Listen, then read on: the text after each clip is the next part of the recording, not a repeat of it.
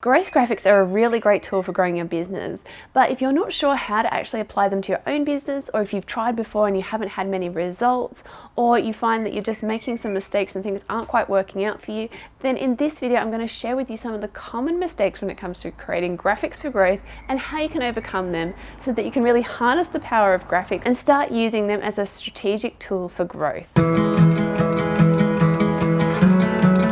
Now, the first mistake I often see people making is only copying other people's viral graphics. So you start looking around, noticing the graphics that are really performing well for other people and creating a similar things because you're trying to tap into, well, what works? How can I get my account to go viral? How can I get more attention?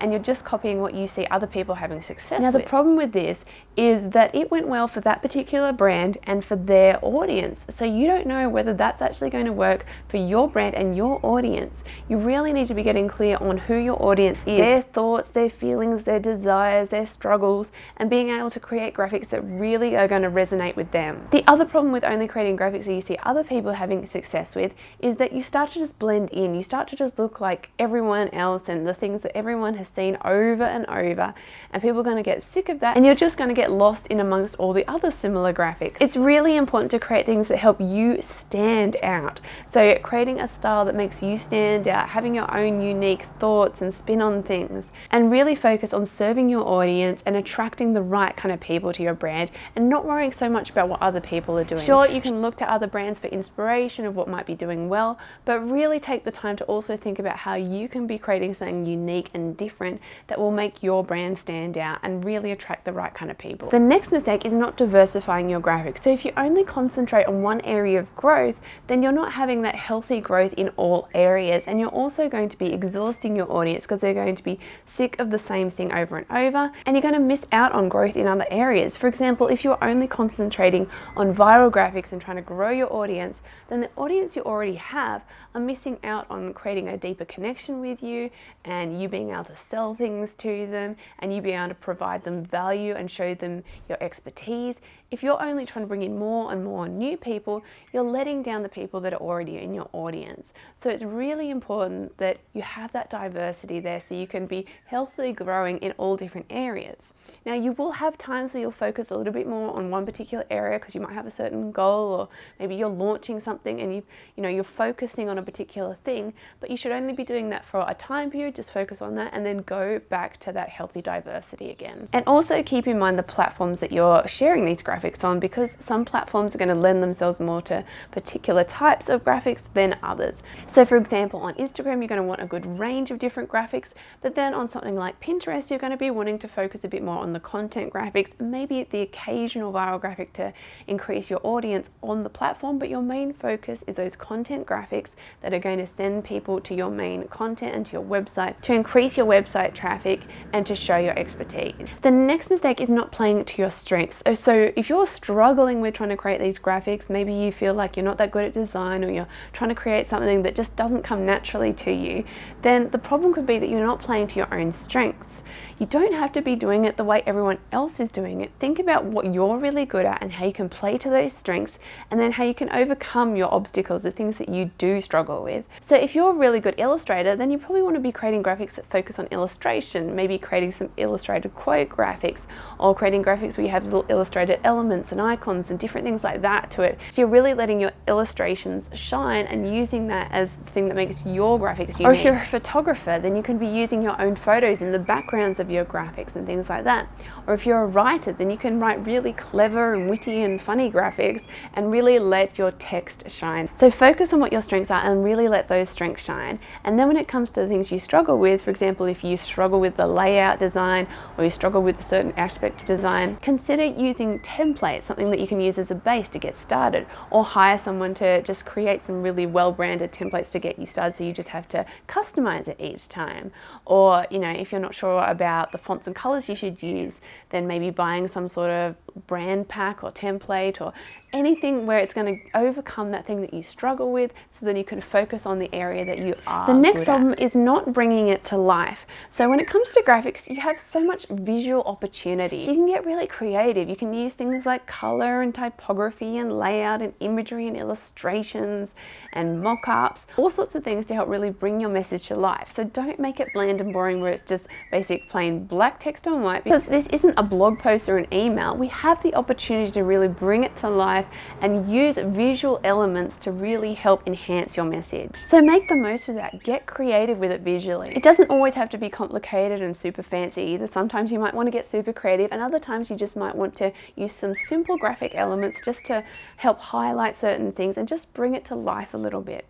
And if you're trying to create a sales graphic, you might want to create things like mock-ups and things like that, where it really brings what you're selling to life so that people can help visualize it and it feels more real and tangible. Now, the next one, which we've already sort of touched on, is not having a unique style. So if you just end up looking like everybody else, you're going to blend in too much, and those graphics aren't going to be as effective. Part of using growth graphics is making your brand more memorable and recognizable. So it's really important to have a strong brand identity and be really consistent about that, and make sure that it does stand out and that it is recognizable. So take a look at what other people in your industry are creating and think how you can make something that's a little bit different and how you can stand out. So if most of your industry are all creating really dark graphics with dark imagery and big, bulky, thick text, then you create something that's super feminine and light, that's going to really stand out. Now, it doesn't have to be super extreme. It just might be something little about it that's just a tiny bit different. But think about how you can be a little bit unique, not just blend in. It's also really important to know who you want to attract and who you're trying to talk to. If you're not super clear on who you're actually trying to attract, you could end up attracting too many of the wrong people, or your message just doesn't become clear enough and you're not strongly resonating with those right people and really growing quickly. The more you really get to know your audience, what they're struggling with, what they're thinking about, what their desires are, all those things, the better you're going to be able to create graphics that are really going to resonate with them, and then they're going to more likely help you grow because people really strongly feel something about it and you're attracting the right kind of people, the people that you actually want to be selling to. So something you need to be careful of is not sharing just too much about your own industry, because you could end up attracting a lot of people that are just within your own industry and not people that are actually going to buy from you, which can be a problem because you might end up with all these followers, but they're not people that are actually interested in purchasing from you because they're all people that do the same thing as you. And it's natural that you're going to end up with people that are in the same industry wanting to follow you. They might want to support you, or they're just super inspired by what you do, and that's normal. But you want to make sure that your graphics are more focused on those people that eventually would be buyers, because they're the people that are the most important when it comes to growing your business. And so it's something you need to be really strategic about. You might think, well, if I share something about my industry, all my fellow peers are going to share it and I'm going to get all this attention, but who are you going to get the attention of? So it's really important that you're thinking about, who do I actually want to attract? And finally, giving up too soon. Now, you might be putting graphics out there thinking these graphics are so good, but I'm just not getting much of a response. Things aren't happening. So you can end up just giving up too soon and thinking, well, that doesn't work for me, what's the point? And so you can end up giving up too soon. You can think, well, this isn't working for me, so what's the point? But the thing is, it sometimes can take a bit of momentum and things building up for it to really get going. So initially you might find that things don't really take off hugely. You might only get a small response. But if you stay consistent with it, if you keep up and start creating that recognizable brand that people really notice and it's memorable, and you're constantly showing up and you're creating really quality things for people, providing them value, making them laugh, and really resonating with the right kind of people, will end up catching momentum, and the more momentum you get, the faster you start to grow. So initially you may find it a bit slow, but don't give up. Keep at it, because it can be an extremely effective tool to be using. Key really is to be consistent, keep engaging with your audience, keep listening to them and making sure that you're creating things that are really going to resonate with them, the things that they're looking for, and you will see that momentum grow. And don't be afraid to experiment. You might have things that completely flop, and that's okay. It's all about, trying different things out and finding out what really works for your brand and for your audience. Because you might see certain things working for other people, but it doesn't work for you. So you've got to experiment, you've got to try different things out and find what works for you. And then as you get better and better at that, then you're going to see more and more response. Once you find your groove with creating growth graphics, you'll soon be batching them all out and using them to great effect in no time at all. Now, if you would like to learn more about creating growth graphics strategically and effectively, I have just launched a new short course plus templates, and you can check that out in the description below if you want to learn more about that. And if you'd like to learn more about graphic design, creativity, and branding, then be sure to subscribe to this channel, and I will see you next time.